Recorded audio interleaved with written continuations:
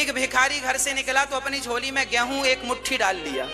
झोली खाली नहीं होनी चाहिए ना, भिखारी का भी भाव ये था। चला, आज भिखारी सोच रहा था आज काश राजा मिल जाता और राजा मुझे बढ़िया भीख दे देता तो मेरा काम बन जाता। सोच ही रहा था कि राजा की पालकी सामने से आ गई।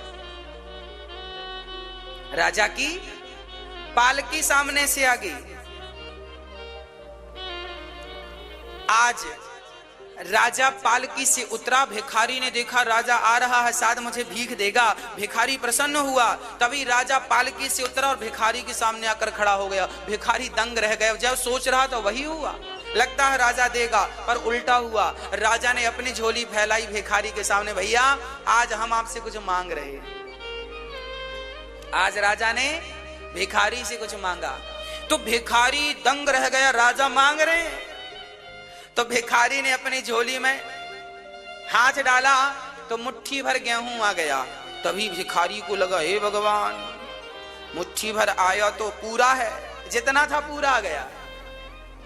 अब भिखारी ने सोचा यदि मैंने सारा दे दिया तो इस राजा को कोई कमी है क्या। तो राजा, उस भिखारी ने अपनी मुट्ठी ढीली कर दी, और ढीली कर दी तो बहुत सारे दाने इसकी झोली में गिर गए। मात्र 8-10 दाने रह गए। तो 8-10 दाने भिखारी ने राजा को यूं दे दिया, ये लो। राजा लेकर चले गए। भिखारी ने पूरे गांव में भीख मांगी, आज उसे बहुत मिला।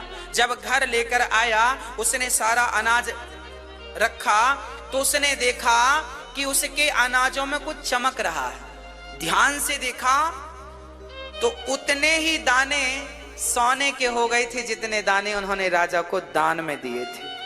8 गेहूं के दाने उन्होंने राजा को 8-10 दाने तो देखा तो 8-10 दाने गेहूं के वो सोना बन चुके थे। अब भिखारी रोया, हे भगवान, मुट्ठी भरी थी पूरी दे दिया होता तो पूरा सोना बन जाता, ये 10 ही सोना बना। मतलब आप जितना दे रहे हैं वो आपको सोने की कीमत दे करके जाएगा, सोना बनकर आपको मिलेगा। दिया हुआ दान कभी व्यर्थ नहीं जाता। जितना हम देते हैं, अरे किसान खेत में 1 कुंटल गेहूं डालता है तो 4 महीने में 20-25 कुंटल आता है कि नहीं। जब जमीन, जब भारत माता, जब मिट्टी 25 गुना करके लौटाती है तो विचार करो बिहारी जी कितने गुना करके लौटाएंगे।